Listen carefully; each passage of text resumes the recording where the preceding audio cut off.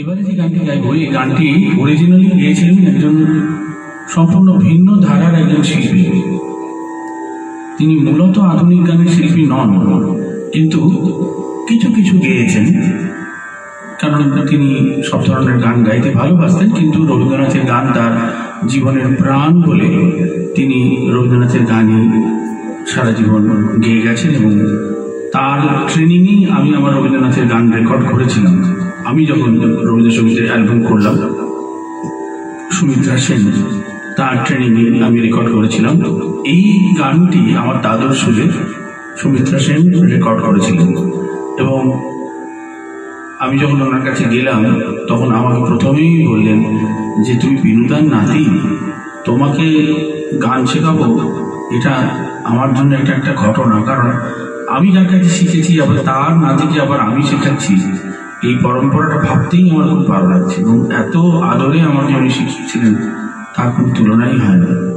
তো যেহেতু উনি একটু রবীন্দ্রিক ধারার শিল্পী, তাই আধুনিক গান হলো একটুখানি হালকা করে যেন গুরুদেবের বাড়ির আশপাশ দিয়ে একটু ঘুরে যেন গানটা গেছে।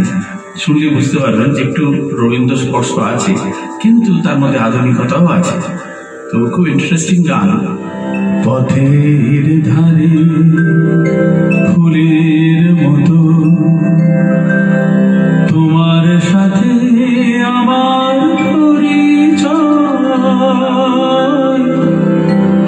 সেইটুকুতে জীবন আমার হলো মধুময়। পথের ধারে ফুলের মতো তোমার সাথে আমার পরিচয়, সেইটুকুতে জীবন আমার হলো